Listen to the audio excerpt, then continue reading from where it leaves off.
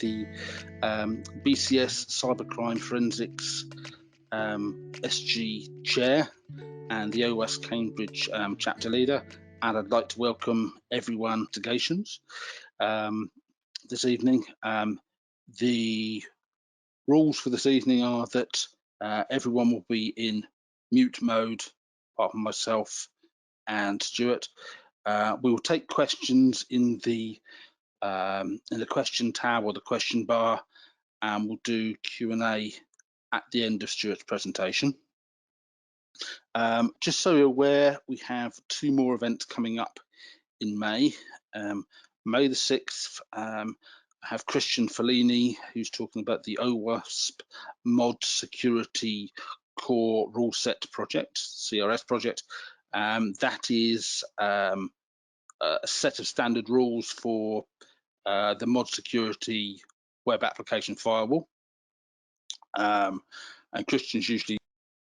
I would like to introduce our speaker for the evening, Stuart Clark. And Stuart, I think you're CTO for Nuix. Yeah.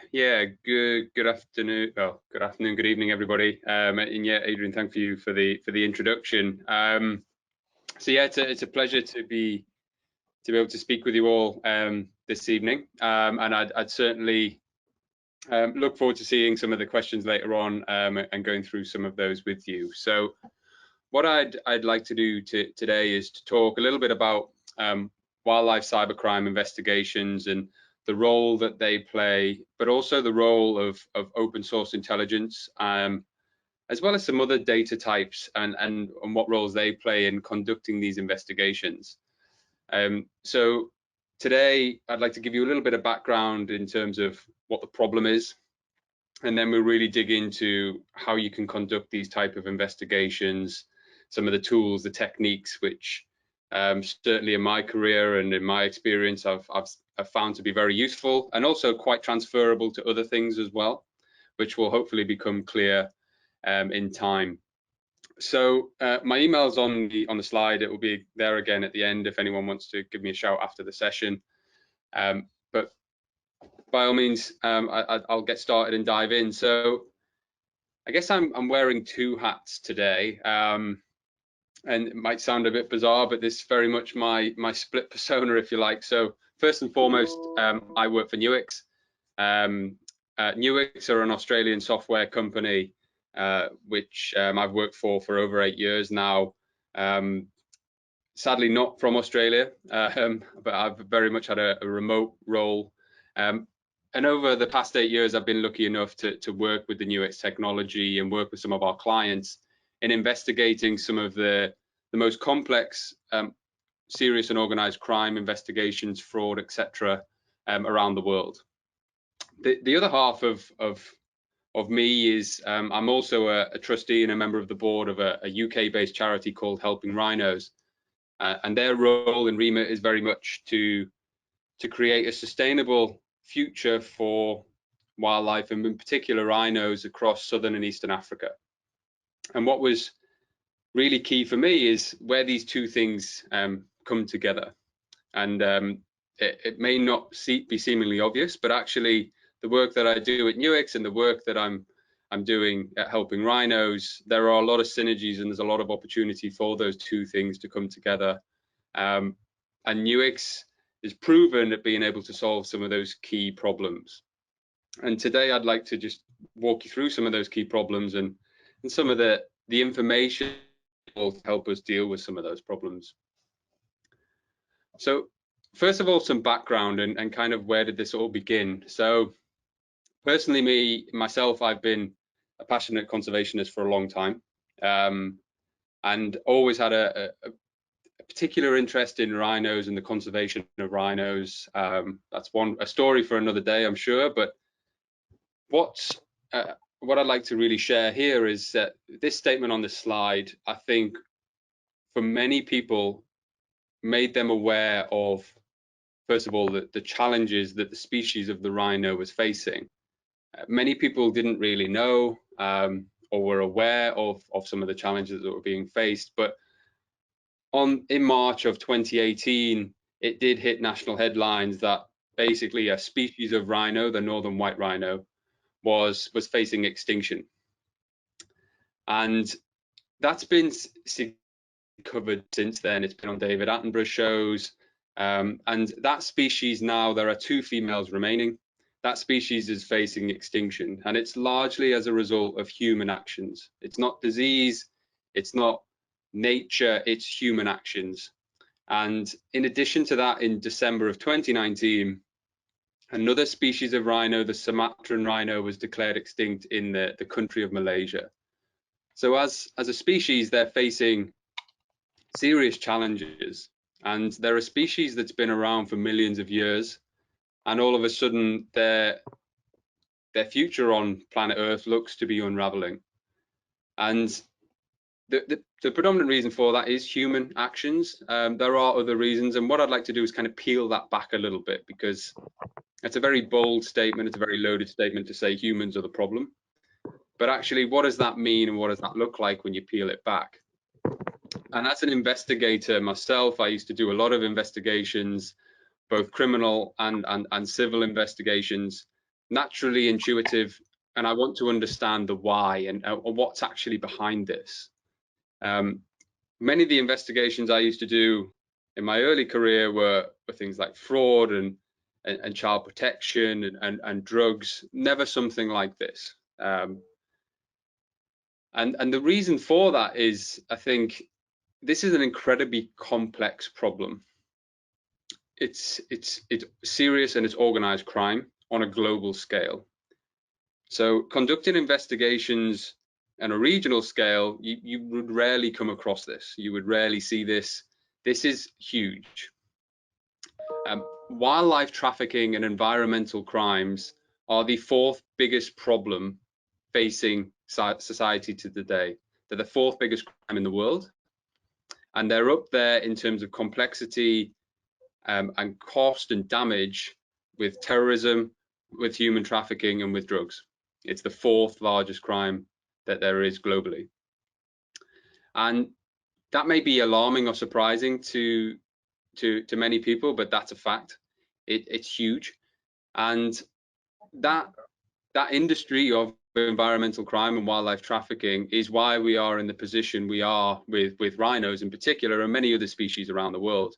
And I think actually probably in 2020 more than ever, we've become more aware of some of the activities that have taken place around wildlife, in particular the trading of wildlife on wet markets in various parts of the world, that subsequently potentially caused some of the issues that we're seeing on a daily basis today is in regards to the pandemic. And whether that be or not, what it does highlight is wildlife is meant to remain wild, and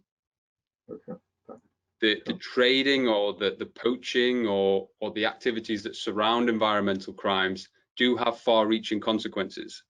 Something that happens in the bush in Africa can have an impact for us here in the UK or in Europe or North America or wherever we may be in the world. So focusing on rhino specifically, and what we're going to do is peel back this onion a little bit. So rather alarmingly, at the height of the problem, 1 rhino was killed every 10 hours in Africa, in South Africa in particular. So during the course of your working day, 3 rhinos potentially, during the course of a single day, at the height of the issue, 3 rhinos would be killed in a day. That's down now to about 1 to 1.5 rhinos per day in South Africa. We must remember that rhinos exist in other countries aside from South Africa, and that's a huge number. So several hundred rhinos are being slaughtered every day for one reason and one reason only, for their horn. That is the sole reason for the poaching. That is the sole reason for the attacks. There is no other reason. And when you kind of peel that back, rhino horn in recent years has been valued higher than gold. At some points in recent years, the cost of rhino horn per kilo has reached costs of $50,000 per kilo, which is a hugely valuable asset. And the question I'm sure you're asking yourself is, well, what is rhino horn? Why is it so expensive? Why was it at some points in recent history more expensive than gold? And there's no actually good reason for that. Rhino horn is actually keratin. It's exactly the same material as your fingernails, and it has no medicinal value whatsoever. It's a completely useless material. But there's a belief, particularly in Chinese traditional medicine, that rhino horn can solve all kinds of ailments. It's an aphrodisiac. It can cure cancer. Even at the beginning of the pandemic, there was rumors swirling around that it could cure COVID. None of those things are true. It's scientifically proven to be untrue. But that belief has driven a multi-million, multi-billion-dollar market and has driven a species towards extinction. And there's lots of other things that orbit around that. First of all, there's the rangers, the people who work on a daily basis protecting rhinos and protecting other animals. Over 1,000 rangers have lost their lives in the last 10 years protecting this species from poachers. They're just going about doing their job, and they're putting their lives on the line to protect these animals, and that over 1,000 of them have lost their lives, and that continues to increase, unfortunately. In the last 40 years, we've lost 90% of the population. And unfortunately, what sits behind this industry is wildlife trafficking and many other things, which I'm going to really touch on in a moment and give you a little bit of an insight into that. Over there on the left-hand side, there's some stats around the species. Those numbers change, and they're not 100% because we don't have a good census of how many rhinos are where and at what time. But what it really boils down to is there are less than 30,000 rhinos in the world today, which is a significantly lower number than what there was at the turn of the century. So what's behind this? What's driving this? So I mentioned earlier that illegal wildlife trade and environmental trade is the 4th largest in the world. And it's a major problem for local and international policing agencies such as Interpol to deal with.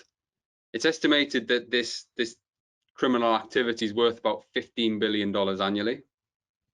And it's been found over years that the activities that take place inside of what we call wildlife trade and environmental crimes actually touch on other areas like human trafficking and people smuggling. They're also attached to crimes relating to firearms, and in many there has been some instances where the money generated here has been traced to terrorism. So it's a highly complex, highly organized network that doesn't exist in one place. It's very much global in nature. And this is one of the big challenges around this problem. It doesn't exist in South Africa or Kenya. It exists all around the world. Criminal gangs all around the world are operating and are influencing activities in different parts of the world. And this is why it's so complex. And this is why it's such a problem, and it's very high on the agenda of the authorities to deal with. So what I'd like to do is this visual, I'd like to make it real for a moment. And everything I'm about to share with you is publicly known. There's nothing sensitive here. You can go out and find this information yourself on the internet with a bit of digging. But I would like to show you that network and show you that network in practice. And we start with this individual, Chum Long Leng Tai. He has served a number of sentences over the years, and he's very much the ringleader behind a range of different environmental crimes. He was actually sentenced for up to 40 years for hunting as many as 50 rhinos. He actually served 6 years of his sentence, but he's a big ringleader. And if you start to dig into this chap and understand a little bit more about him, you start to draw connections to several other individuals. These two individuals in particular are tightly connected to Chum Long. And the two individuals that we see here, Boon Chai and Vixay, are actually part of a very large, very organized, very serious criminal network called the Hydra Network. And that Hydra Network is causing no end of trouble for authorities in a variety of different places around the world. And that network at the height of its business, which was around about 2013, they were moving, it said, some 300 tons of wildlife parts per year.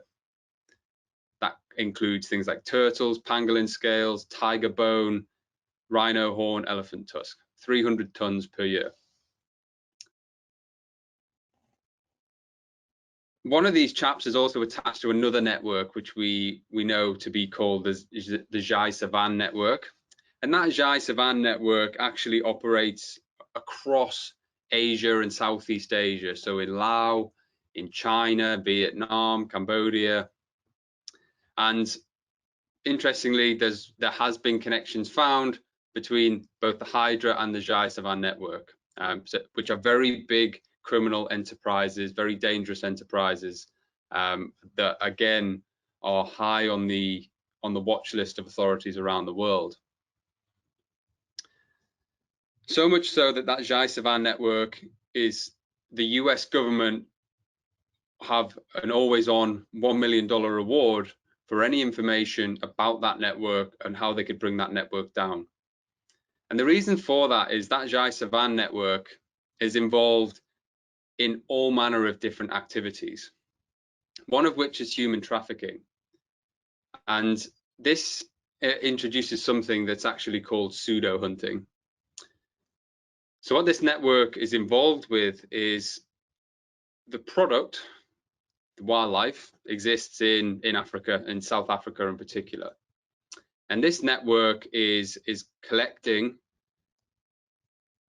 groups of people across Asia, and they are trafficking them into Africa, and they're actually convincing those individuals that, look, unique opportunity to go and work on a beautiful safari lodge in South Africa. They're trafficking those people into South Africa, and then they are effectively using those individuals on illegal hunts of wildlife. And these individuals are then posing with the dead animals. And the reason for that is there's actually quotas in place in countries like South Africa that allow you to hunt a number of animals legally every year. So by bringing in foreign nationals and taking photos of those foreign nationals with the dead animal, they can claim that as part of the quota, when in reality what's happening is the animals being trafficked back into Asia, and the individuals that appear in the photos have been trafficked into South Africa, are being used, and then are being dumped just as quickly.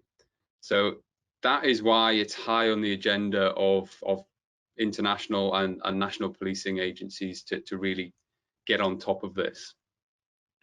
That being said, it's not just rhinos, it's all manner of different wildlife that are being slaughtered and then shipped back to parts of Asia where their product is then sold at huge amounts of money, as I alluded to earlier on. Sometimes these products go direct, sometimes they're going through other areas such as the Middle East or in Europe, but they're making their way back and being smuggled into Asia and sold for those astronomical figures I shared earlier on. Why is this important? Well, there's a number of reasons why it's important. We've seen in the pandemic just how important it is to protect wildlife and not interfere with ecosystems. But also, particularly rhinos, and this is a big reason why I'm so passionate about rhinos, is they're a keystone species. What a keystone species is a species that has a large impact on the ecosystem. And without a rhino, there will be a massive negative impact on the environment. The environment would drastically change. Rhinos are basically nature's gardeners, and they keep all the bad foliage away, and then they maintain a healthy balance of biodiversity, which then subsequently allows things like antelopes and zebra and other herbivores to consume what they need to consume, which means they thrive, which means our carnivores can hunt and they can survive, and so on and so forth. If rhinos didn't exist as well, the grassland would change, they would become damaged, their ability to absorb CO2 would diminish. And we all know what happens there in relation to global warming. That would have a negative impact, not to mention wildlife tourism would dramatically reduce in the regions, and subsequently that would have a knock-on effect in terms of revenue brought into those countries as well. So it's a pretty significant issue. And then the final thing to really touch on is just the money that's being generated. It's a huge industry. A typical rhino's horn weighs anywhere between, you could say, anywhere between 3 or 4 kilos. At $50,000 a kilo, that's $200,000. That's the value on a rhino's head. And that money, as I mentioned earlier, is being trafficked out of those countries into parts of the world, and it's been found to be funding other quite serious crimes, such as terrorism, such as drugs, etc. And that link continues to be investigated further and continues to cause quite grave concern. So that's the background. So what are we going to do about it, and what are we doing about it, I guess? So with that background, we have a scenario. So the scenario that I'm presenting here is obviously fictional. I can't share any sensitive information, but it's not uncommon from how these investigations unfold, and it's not uncommon how investigations generally unfold, particularly in modern day society. So typically with any type of crime, there will be digital devices and a digital footprint, and what we're going to look at today is those digital devices, but also some open source intelligence that can be used in these investigations.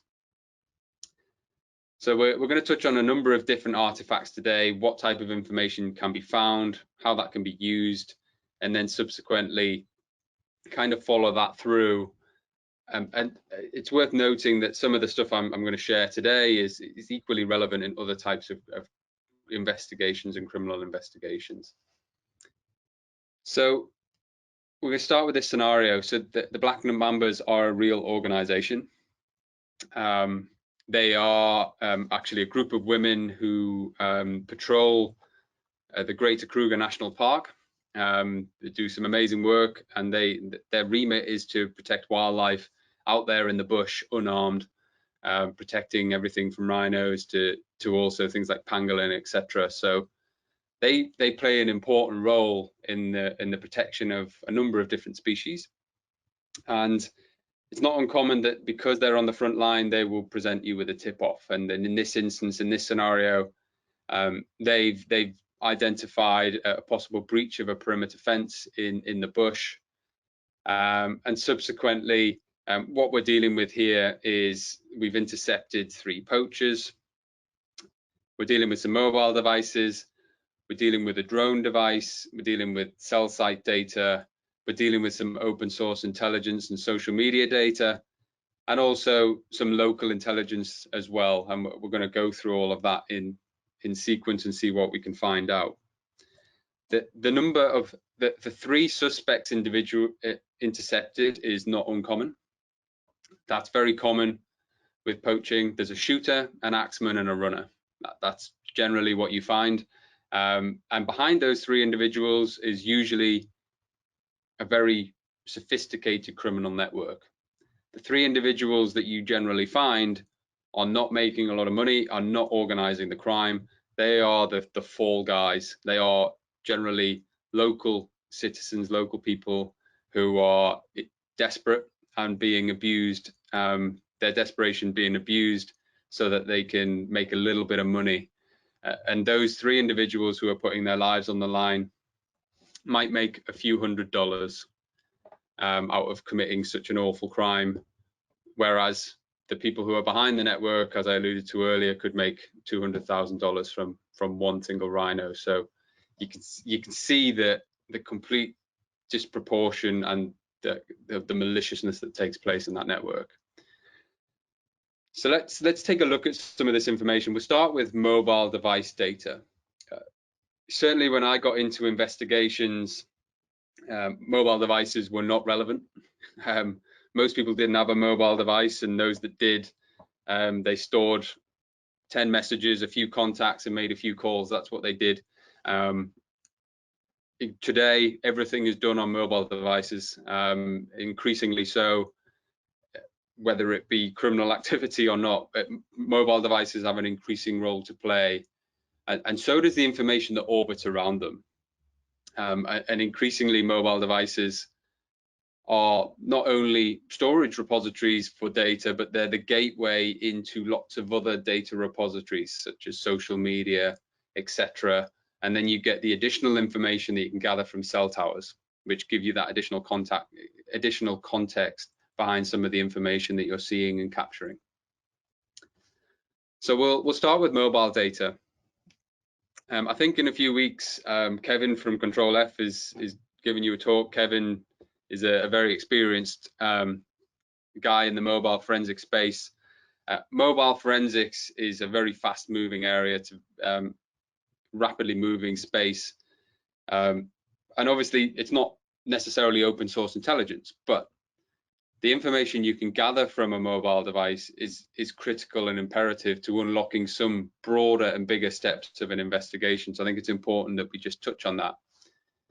Generally, when you're picking up a criminal, they will have a mobile device on them. It could be a burner phone, it could be a more sophisticated smartphone, but either way, there's typically breadcrumbs on that phone. And there's lots of vendors in the market that can help you get information off mobile phones, and help you get information from the apps on those mobile phones. And some of those apps could be social media based, they could be something else. But what we have here is actually we've been able to recover data from the mobile phone, and in particular WhatsApp data from the mobile phone, and visualize that. So it's not uncommon to not find a huge amount of information. Obviously, WhatsApp data end-to-end is encrypted, but if you are able to get it from the device, it's possible to recover that information in clear text, as you can see here. And what we see here is visually represented one person in the middle, which is our key suspect, communicating with a number of other different individuals. And you can tell by the thickness of the line, this is the individual that's being communicated with the most. So we can see that George is talking to these two other people, but actually lots of messages are being exchanged between George and this other account. And if we start to look into those messages, we can start to get a sense of what's going on, the activity that's taking place, and some really key information there. Key information that we can use as we move forward in terms of intelligence. So we can see there's a drone, we can see the payment that's being made to the poacher, we can see that there's a buyer paying a huge amount of money, some good intelligence that we can potentially trawl open sources to see if there's anything of relevance there. But as we peel back those messages, we look at them at a little bit more detail, look on an individual messages basis, can really start to peel back just some of that activity over time and start to pull out some key information. First of all, we have a phone number. We have a phone number that we didn't know about before. And this phone number, it looks like it could be the buyer. It could be a buyer from somewhere in Africa. It could be a buyer from somewhere in Europe or Asia. But we have a phone number now, and we have a phone number that we can do lookups against and see if we can establish who that phone number belongs to. See if that phone number has been seen before, see if it's associated with any criminal networks. And this is really good intelligence, not just to trawl open sources, but also from a law enforcement perspective, does this phone number exist anywhere on a watch list? And this is a key point when dealing with these type of investigations is around data sharing, and it's a real challenge. In my view, one of the biggest challenges facing this area is how does somebody investigating this crime in South Africa communicate with authorities in China, in the UK, in Germany, in North America, and share information? It's a major challenge facing this industry, and it will continue to be a challenge for some time. But this is the type of data we need to be sharing, and if we can facilitate sharing of that information securely, then it will accelerate things in this area and many other organized crimes that operate on a global basis. What we can also see in these messages is first, a price has been agreed, but also a meeting point. So we have a meeting point now. We know where these individuals typically meet and interact, which is going to be great for us moving forward, because any future activity might be coordinated from there, but also who else was in that place at that time. And that's where we can then start to draw in some further intelligence, and in particular, call data records. Every time a phone pings a phone mast, there's a record of that, there's activity of that, and it's with geolocation, we can start to track that. So let's now take a look at some of those call data records that can become available and just try and understand what's going on in that given location and see what it reveals.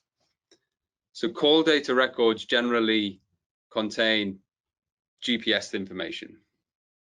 And if we capture those call data records and we refine them down on a map and plot that GPS data on a map, we can start to see what's going on. And I guess two things I should really emphasize here is one, this data has been scoped down to a very small window. And then two, obviously this is the Greater Kruger National Park. There's not an awful lot of phone activity takes place in this space at that time of the day. So it doesn't always look this clean. Obviously, if you were in downtown London, then it would look very, very different. But the analytics are still available, and you can still harness the power of a visualization like this to get a sense of what's going on. And what you can see, regardless of how much activity is taking place, is this hotspot. There's this bright red hotspot, spike of activity, and that's something that we might want to just take a look at in more detail. So if we drill into the map and we take a look at that hotspot, what it actually shows us is some activity. So these are the call data records, and this is the activity that took place within a very short window of time, within 20 minutes from that location. And as you can see, a little bit of activity, but actually 5 unique cell phone numbers, 5 unique mobile phone numbers pinged that tower within that short 20-minute window. This is a hugely powerful intelligence, because who else was in that space at that time? What else can we do with that information? Who can we share that information with to potentially open up this very complex network? Because there's clearly a bigger picture at play. We've got 3 suspects at the moment. There's 5 numbers here. Who are those other people who were there in and around the same time? And that's a huge piece of intelligence for us moving forward. So that's just some cell phone information. So not necessarily hugely open source, but I think it's important that I just touch on that as part of the bigger picture. But what I'd like to now move on to is just look at a little bit of social media activity and some of the other information that we can find that may be relevant in this type of investigation. Social media is quite alarmingly extensively used to facilitate these crimes. And a number of years ago, some of the biggest tech companies in the world got together to try and stop it. eBay, Facebook, Twitter, they all got together to try and stop this happening, because amazingly, illegal products are traded on those platforms, and they still are today. Actually, I'm going to share you an example of some information I found very, very recently. But let's take a look at social media data, in particular Facebook data. So Facebook, there's a little bit of Facebook data you can get from open sources, and there's a little bit of data you can get if you obviously put a request into the police, and the police can unlock, under criminal jurisdiction, can unlock additional information. Facebook obviously did lock their information down quite extensively, but that doesn't mean that you can't grab some information and some good information and start to enrich it. For example, there might be nothing on Stuart Clark's profile, but you are able to see his friends list, and do those friend lists potentially place Stuart Clark at a point in time, or connect him to a different group or activity, which you couldn't necessarily see from my profile, but you could see in groups and other profiles that I was associated with. So there is some things you can do there. But if we just take a look at this Facebook data, what we have here is, again, this is data that's You can subpoena from law enforcement. You can get a full dump of somebody's Facebook profile from law enforcement.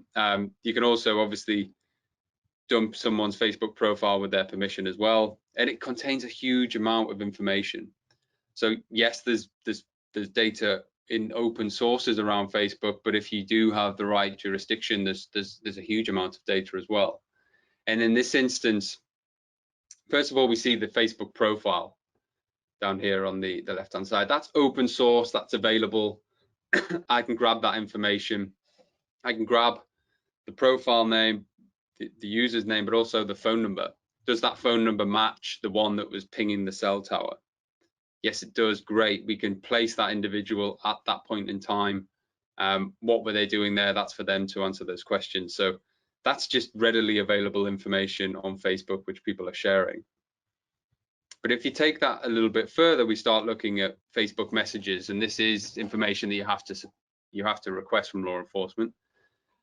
Once you have those messages, you can bring those messages into a product like Nuix, or there's other products out there, and start parsing through those messages. So you can see that George has actually sent a number of messages, and if we take a look at one of those messages, rather than looking at the text, what we do is we just do some natural language processing and we extract some entities.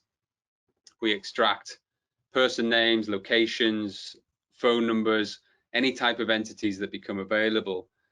And without even reading the contents of this message, we can see that there's Facebook Messenger activity between Richard and George and Vietnam. Great intelligence for us moving forward, and a great avenue for us to pursue in the next steps of our investigation. We take that further.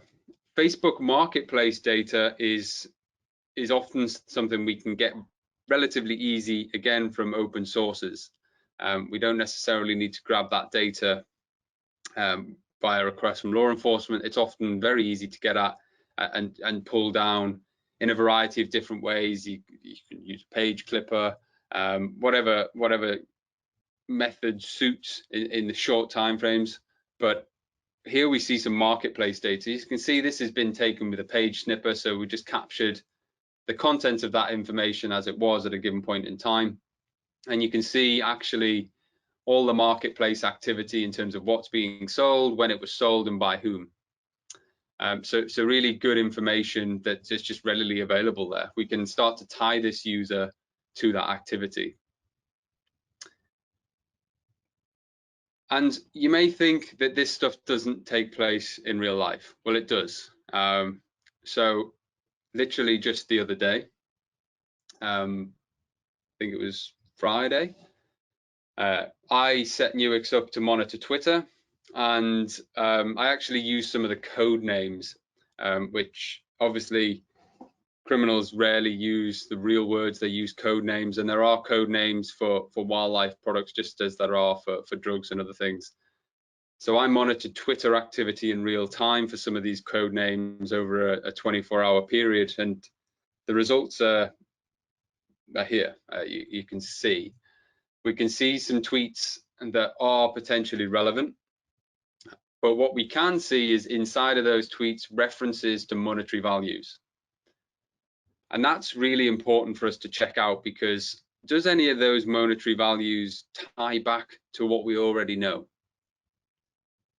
Do any of them link to what we already know, or do any of them open up new avenues for investigation? And Twitter is extensively used for this type of activity, as is Facebook, as is eBay. And actually, if you dig a little bit further on these platforms, you can actually find imagery. You can actually find quite shocking and quite amazing findings on these platforms. And like I say, this was just connecting to Twitter. Twitter has a really good API. Excuse me, Twitter has a really good API where you can connect historic information, but you can also collect data in real time and follow keyword searches, hashtags, locations, and capture that information. It's publicly available, and there's some pretty amazing stuff in there.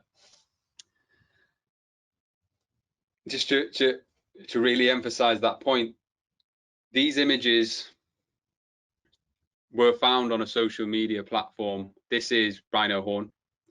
And this is rhino horn being traded and sold on social media platforms. And blown that picture up so you can kind of see it. But that's effectively, these platforms are still being used in clear daylight. Sophisticated criminals are using blockchain and encrypted channels and secure means to do this, but it still happens in clear sight, in broad daylight, on platforms that are openly available to the average user and the average public.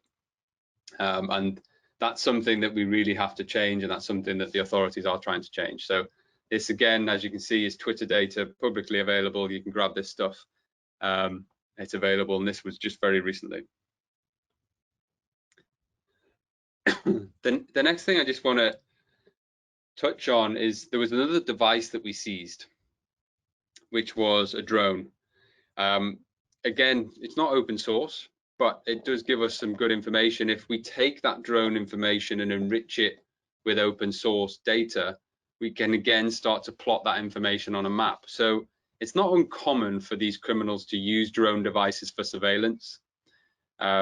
The Kruger National Park and many game reserves are huge areas. You don't just want to walk in there hoping to stumble across what you're looking for. You will have a tip off, or you might do some surveillance, so you can really focus your effort. And drones are often used to do this because there's a lot of money behind these crimes. A drone's relatively cheap in comparison to get this done. So what we find with the drone data is actually, you plot that information on a map, we can see that lots of activity in a very given location. So concentrated activity in one space. Is this the activity? Is this the location where they're concentrating their activity? Who knows? But that's an interesting piece of information that we'll maybe come back to.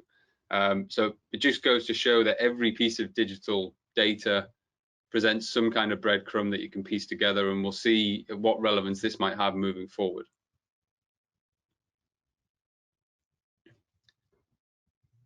So now just moving on to some other types of intelligence that's really available, and intelligence in the field that is incredibly powerful to not just deal with these investigations, but in real time, but also moving forward.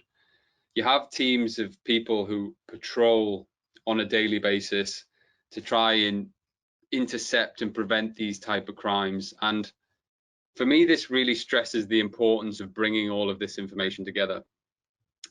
Because if you look at the mobile device in isolation from the Twitter data and the Facebook data and some of the other data we're about to see, it might not mean anything. But bringing all of the information together in one place actually does tell an interesting story, and it gives you a lot of context behind potentially unblocking and unlocking the bigger network behind these activities, which is fundamentally what we're trying to do. Is it's all well and good culture. We want to break open the criminal networks behind the activity, and that's the same in drug networks, human trafficking networks, terrorism networks. We want to get to the heart of the network, and to do that, you have to look at all the available data from open and closed sources where possible. So we take a look at field intelligence, and what happens out in the field, in the bush, is when we have people patrolling, they will log sightings of different species of animals and wildlife. They will log their location, the time, what they saw. They might log things like holes in fences and damage to fences as well. They'll capture this information on an ongoing basis and store it in an intelligence repository. And I must stress that this geolocation information with these rhinos is completely fictional. Obviously, I've made this up. There's no way that would give away the location of a rhino, but you get the idea that you can plot this information that's captured over time. You can plot it on a map, and you can see exactly where our patrol teams have seen rhinos over time, what they've seen. Is there anything of note in and around that space? What's good about this is it tells us what's going on in the area, but it also, what we can do is we can start to monitor this more broadly and see what's going on broadly from a location perspective. So this has happened over a period of time. And this is only one piece of data. What about all of the other information in my investigation? Let's bring that in. Let's take a look at that. And this, again, is the value of having all the information you can in one place and not looking at in isolation. If you've got mobile data, if you've got drone data, if you've got Twitter, if you've got Instagram, if you've got news feeds, and it's all in one place, you can search across it all and start to see the bigger picture. So in this instance, I'm looking at some of the field intelligence we've got, and I'm saying, show me absolutely any data that has geolocation information within a 10-kilometer radius of this particular artifact. So I don't care what it is, if it's got geolocation information, I want to see it. And what it does is it brings in that drone data that we saw earlier, because its geolocation data does exist within a 10-kilometer radius of that particular artifact, which is notable to us because actually we know that there's a highly concentrated volume of activity of rhinos in a similar area to the area that's being patrolled and under surveillance by the poachers. So moving forward, that means we can deploy more proactive patrols, potentially intercept more activity in the future and get closer to the heart of these investigations. And that prevention piece is absolutely key, because these crimes will not stop until you get to the heart of them, and the heart of them is money. Whatever the atrocities that happen inside of wildlife crime, drugs and human trafficking, the heart of all of those crimes is money. And until you get to the money, you can't stop them. And you can't get to the money until you understand the wider network behind them. So this intelligence is critical because it enables us to potentially intercept future activities and further disrupt that network, starve it of money, and potentially put it under pressure to the point where it might collapse and cave in or break down. And that's inevitably what we're trying to achieve here. The final thing that I just want to share to really enrich some of this information is, out there in the world today, there's so much information around wildlife crime and wildlife trafficking. There's organizations like the WWF and Traffic in Cambridge, whose sole purpose is to deal with it and investigate and produce reports on environmental crimes. There's branches within Interpol, there's branches within all of the national agencies around the world focused on these type of crimes. And there's lots of reports, there's lots of news articles out there on the internet that we can use in our investigations, and we can scrape them and we can pull information out of them to enrich what we've found. And what we subsequently find here is, actually, if we use tools, and this is one of the things that I used to be a Nuix customer. Nuix does lots of things, but Nuix also has a scripting engine.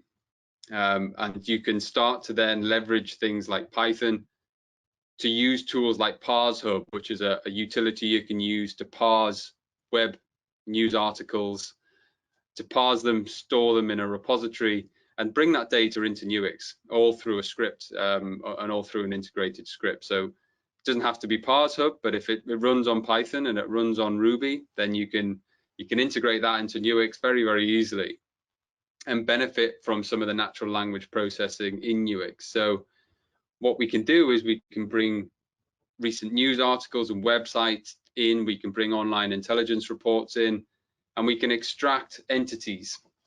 For example, names, phone numbers, monetary values, as you've seen in some recent examples, but even you can extract a very custom entity. So we can see in this example, we're extracting the names of endangered species.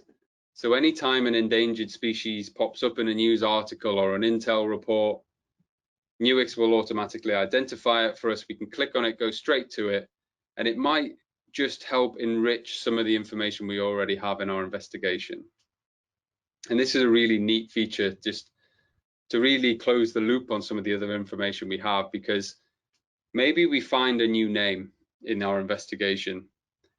does that new name exist in any news articles, on any websites?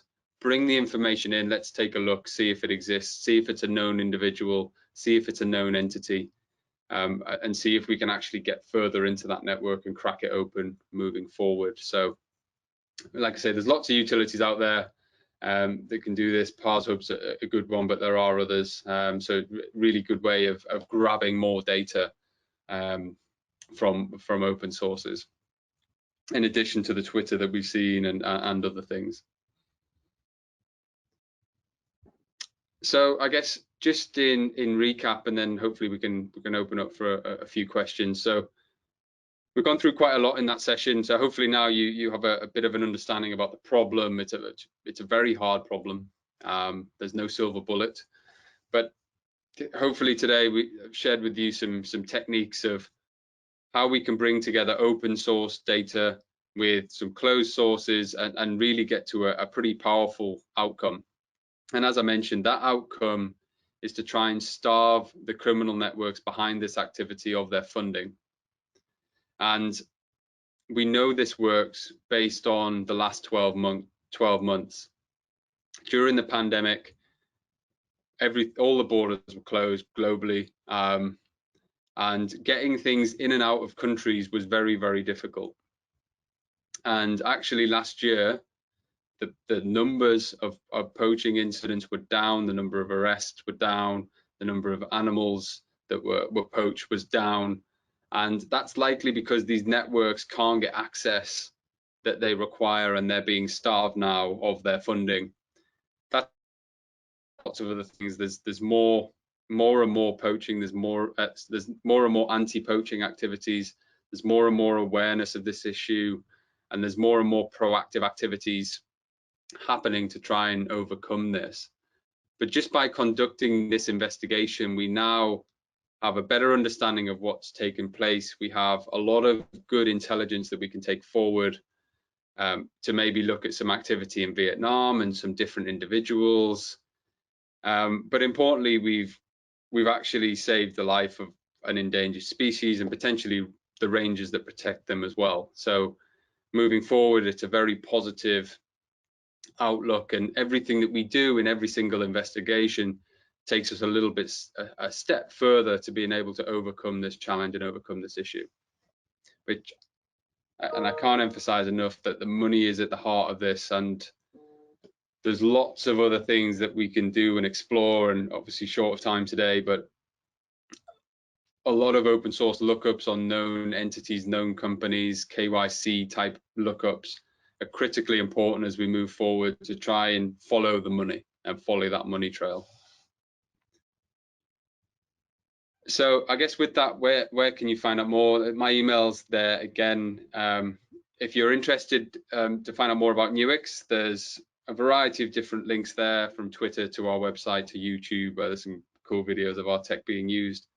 If you want to know a little bit more about the wildlife side of things and the charity, again, there's some links there.